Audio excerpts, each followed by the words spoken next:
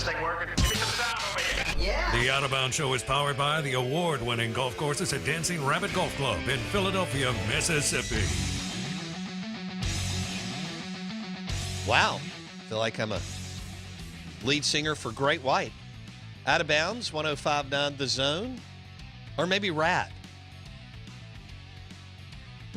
Out of the Cellar. Live in the Bank Plus studio, Out of Bounds, 105.9 The Zone, ESPN. We're live right now on YouTube. Go to our YouTube channel, Out of Bounds Sports. Would love for you to hit subscribe. If you comment, that's how you enter today to win a bottle of Sauced in the South margarita mix and a bottle of Jonesy Q sauce that you can cook with, marinade with. I dip all sorts of things in there.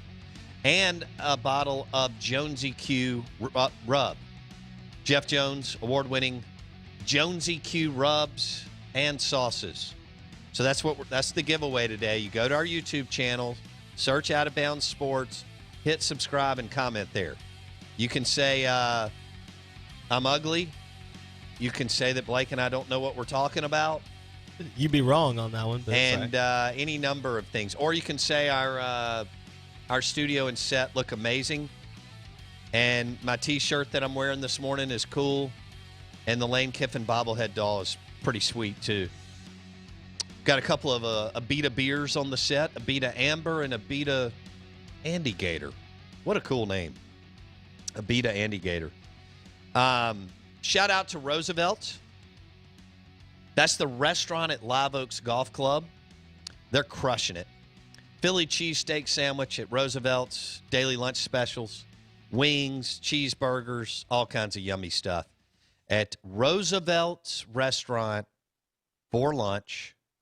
Roosevelt's Restaurant for lunch. Live Oaks Golf Club. Highway 49 North. Superfood. And stop by there. Grab a buddy and dive in and get some lunch. The course, you'll have to check with them on when the course is open just because we're navigating our way through some winter weather.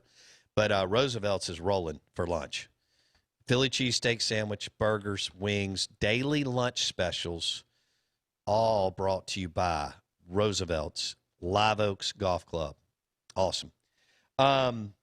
Also, Went McGee, the mortgage man. MortgageManMS.com. He'll shop the best rates for you. Went McGee, Mortgage Man MS. That stands for Mississippi. So, MortgageManMS.com. Sweet. Want to welcome you in. Say good morning. Hope you had a good weekend. Blake went by Welcome Home Beef in Starkville, Mississippi. Stark Vegas, I went there last week too, but he went over the weekend, grabbed a ribeye and a New York strip. They will deliver to your door. I mean, if you need to order like 10, 20, 30 steaks, deliver to your door. WelcomeHomeBeef.com. WelcomeHomeBeef.com. Dude, they had a fire-looking picanha I wanted to get so bad, but I just didn't have the people to feed. It's like one of those things, like I didn't need it.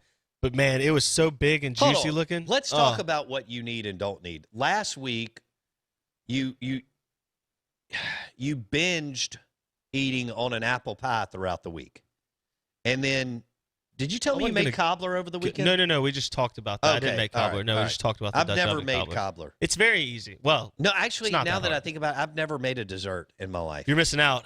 Desserts are fantastic. I mean, I know how to cook things, and I cook a lot on the grill. And in the oven. You can grill desserts. And on the cast iron. You can grill desserts. You take fresh peaches. Okay.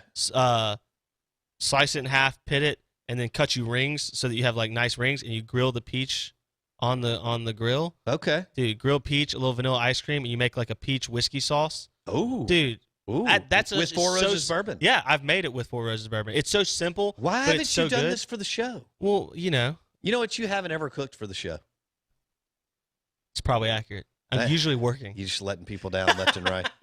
All right, let's go to the Coors Light guest line. Coors Light made to chill, perfect with crawfish season. We welcome in Steve Robertson, genespage.com, 247 Sports. All right, Steve, get us up to speed on how this all came about, so to speak. Jalen Greene is a five-star defensive back from Texas, was with the Texas Longhorns, and now he is at Mississippi State. How did this all happen, Steve? Yeah, and it was kind of a whirlwind courtship, and it kind of had to be.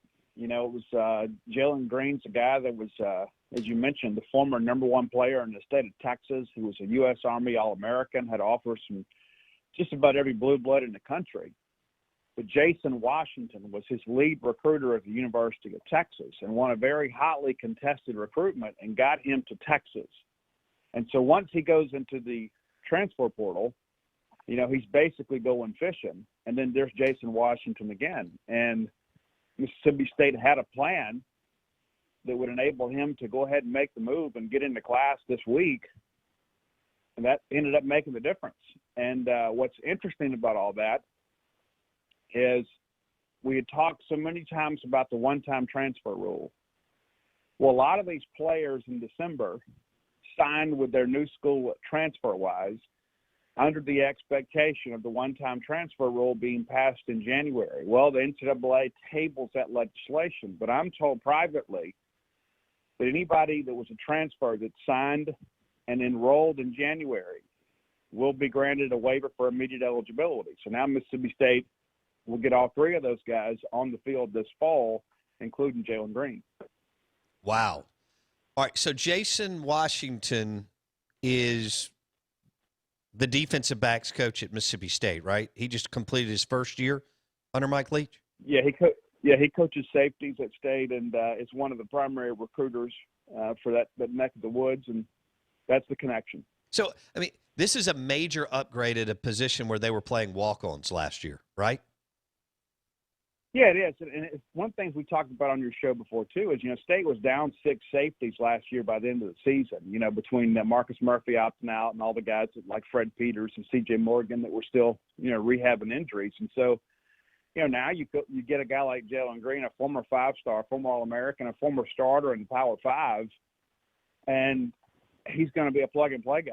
And so that provides some immediate competition, there at the free safety spot. And he's the guy. If you had to draw it up today, you'd probably say, if this guy comes in and learns the scheme, there's no reason that he shouldn't. Should probably be your day one starter. Mm-hmm. So Jason Washington I'm looking here. He beat Alabama. Texas beat Alabama for this kid. He's played well at times, but he's battled some injuries, Jalen Greene. Is that correct? Yeah, that's correct. He was basically a full-time starter in 2019 and then had some injuries. He ended up missing 3 conference games and was kind of slowed in a couple others. And then, of course, Todd Orlando leaves and they bring in Chris Ash as a change in scheme and that sort of stuff. And so he didn't play quite as much this year. And what we're told is he's just looking for more playing time and looking for a chance to reboot. There's been a lot of turmoil at the University of Texas last few years, and he's just looking for another opportunity. And so it just worked out that, he went into the portal quickly, and Jason Washington was able to pounce and kind of leverage that earlier relationship, and then they're able to get him in school. And it's interesting, I guess when you and I spoke on Friday, on Friday he had already signed his financial, scholarship agreement and was actually in the car on the way to Starkville, Mississippi. That was already in place on Friday. And so the university announces on Saturday, which is kind of rare, they announced him as official signee and enrollee on Saturday. Okay. So Jalen Greene, 5-star out of Texas, was with the Texas Longhorns. What year will he be, Steve? He'll have 2 years left to play. Yes, he'll be a junior this year. All right. Jalen Greene's now at Mississippi State, 5-star DB out of Texas. Boy, Zach Arnett's bacon, eggs, and grits have to taste better this morning than they did last Thursday, Steve. Yeah, I think you're right. And I think Mississippi State's egg and bacon grits probably feel a lot better knowing that Zach Arnett's going to be back. And then you got some guys out there like Randy Charlton that are going to transfer as a plug-and-play guy to help provide some pass rush after seeing Kobe Jones and Marquise Spencer leave. And then on top of that, you bring in a guy to position of need, at safety. And so you look at what we did with Martin Emerson and Emmanuel Forbes. Just imagine how good those guys can play when they actually have some guys that can cover over the top, protecting them. Those are things you begin to think about how much more aggressive you can be as a defense. How do you see this transfer thing going forward, Steve? Most everybody in Power 5 will add anywhere between 2 and 5, 3 and 5. It's interesting the way this is going, right? Because in this part of the country, JUCO guys, recruits, have been a big part of all the programs in the state and around us. So you're adding another layer. High school kids, a lot of them are more refined and advanced today than ever. JUCO is probably better coached than ever before. And then you got the transfer portal. So I guess my point is somebody who covers recruiting all the time and actually goes and watches kids play, but who covers recruiting all the time, it's the combo and balance of the three now are going to be fascinating going forward now that the transfer rules in place. Steve? Yeah, I agree. And I think if you look at the 3 recruiting cycles we've had since the transfer portal was opened, State took 4 the first year, but they took 4 guys that were backups. And you take 4 the second year, and you get Brandon Reeves and KJ Costello. KJ gets hurt. Brandon Reeves, the most productive transfer so far from Mississippi State. And this year you're getting 3. But the difference this year is you're getting 3 starters. You're getting 3 guys that have played a lot of snaps. You're not getting some guy that couldn't, was played basically a special teamer somewhere else or, couldn't win a job somewhere. And so I understand there's been a lot of reluctance by some Bulldog fans to kind of embrace the portal. But I think when you look at the totality of the process that you just kind of detailed here, if you're Mississippi State, this is how you narrow the talent gap at times, is you get guys like a Jalen Greene and a Mekhi Polk. That's how you kind of negate some of the issues you have, is when these guys come available as a bounce back, and you get those guys in JUCO like we saw with John Abram and Montez Sweat and Chauncey Rivers. This is another way that it helps Mississippi State kind of level the playing field a little bit, as you're able to go get some of these guys that are proven performers in other conferences and bring them to the SEC. And so I understand there's been a lot of traffic as it relates to Mississippi State this year with some guys, to be honest with you, can't play here. And so those guys go in the portal. And so it's a win-win for State this year, because you have some guys that are kind of eating up scholarships that are not going to make a major contribution, and then you're able to replace them with some guys that you expect to make a major contribution. So it's a win-win for State this year. All right, so that's the latest. Jalen Greene, 5-star out of Texas, signed with the Longhorns, played some, when healthy, played well, and then he transfers to Mississippi State over the weekend. And as Steve said, once this all gets sorted out, the NCAA voting or whatever, he's already in school. He expects him to be eligible immediately. But he gets to go through spring with Zach Arnett. So 5-star Jalen Greene now on the Mississippi State roster. Let's switch gears. We have a question for you. Jay in Baltimore. All right, on the text line. Question for Steve. What is your confidence? Oh, this has been going on for years. I'm kind of eye-rolling this until I see it happen. What is your confidence level with Sarantola's ability to consistently get the ball over the plate for strikes this year for the Mississippi State baseball team? For our listeners, he's slotted, I think, as the Sunday starter for MSU. Steve, what is your confidence level for Sarantola in baseball this year? I'd say probably about a 7. Maybe a little bit higher. He began to land this breaking ball with much greater regularity last year. And that's one of the things that you kind of lose because we had that abbreviated season. But he was improving last year. But the texter makes a good point. If Sarantola can consistently land that breaking ball, it keeps people off the fastball. That makes him a much more dominant pitcher. And I've had multiple people in the MLB cross-checking ranks that'll tell you the spin rate on Eric Santola's breaking ball is ridiculous. And so now it's just a matter of can he consistently throw it for strikes. Yeah, the reports that we've had through the fall is that his control issues were, a little more harnessed, I guess we could say. But, this is a guy that hadn't done a lot of it in the SEC, so he's a guy that's got to get out there and prove that he can get Power 5 hitters out on a regular basis. But, and that's the thing when you look at the championship teams, when you look at how this league is won, it's the teams that can find a consistent Sunday starter that at least gets you 500 or better on Sundays, and it's the guys that find production in the bottom third of your order. And so if State can get Sarantola to have a winning record this year, then that bodes well for the rest of the program because you feel really confident in what Christian McLeod and Will Bednar can do And Sarantola certainly has electric stuff. It's just about control. And so I'm cautiously optimistic, but I'm ready to see it against SEC hitters.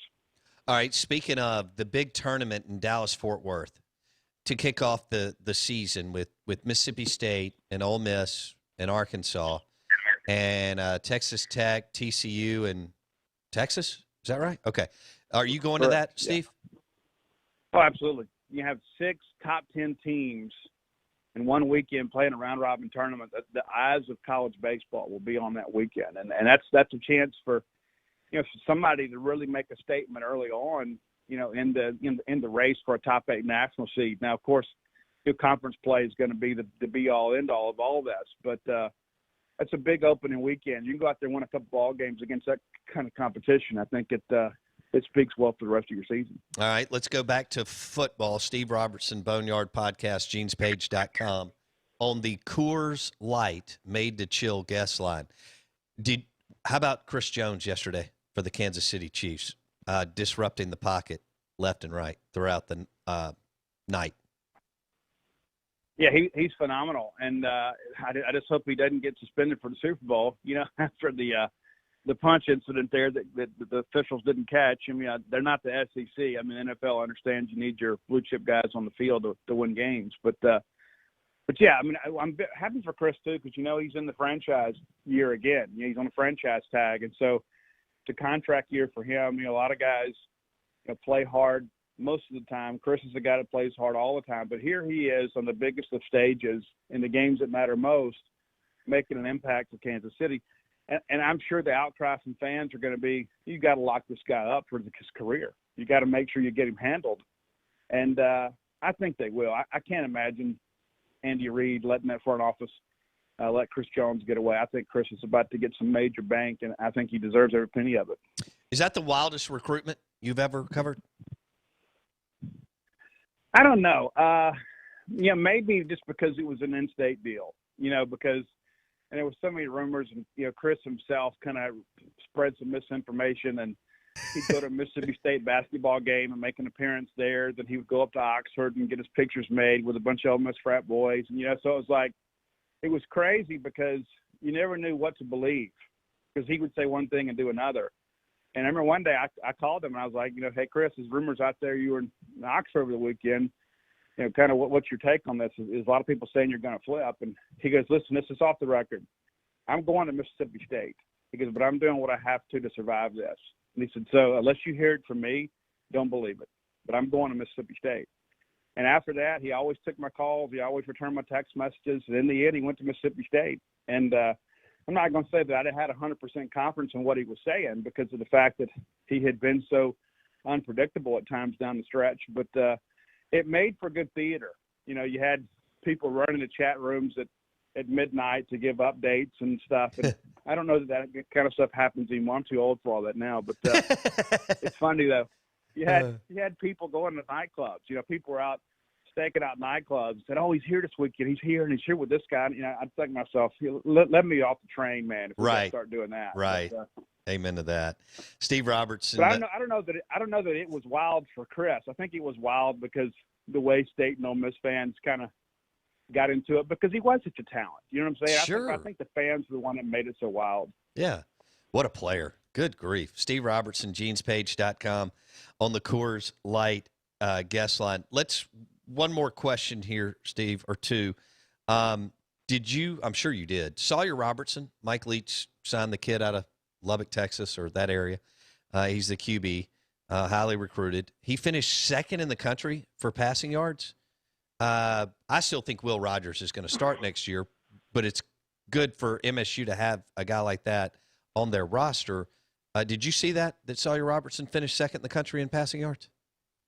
I haven't confirmed it, but I did see that report, and I think that is fascinating too. But he plays in the air raid offense in high school. And granted, the speed of the game is going to be a lot different, but to have a guy like that with the arm talent that he does and the experience he has in this offense only bodes well for the future. And I agree with you. I think if he had been here in January, I think you could say, you know what, you got a battle on your hands here, between Will and Sawyer Robertson. But he's not going to be here until June.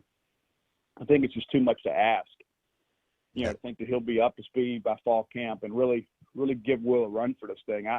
I agree with you. I think Will's a starter next year. But if you could redshirt Sawyer and put a year of experience on him in the weight room, then all of a sudden, 2022, you might have a real quarterback battle on your hands. And so, Will's a competitor. Will's not running from Sawyer Robertson or Daniel Greek or anybody. And so, but our Washington State counterparts told me once we hired Leach as the coach, he said he is going to take transfers and JUCO walk-ons. He is going to have competition every single year in the quarterback room. He's never going to let that room get complacent.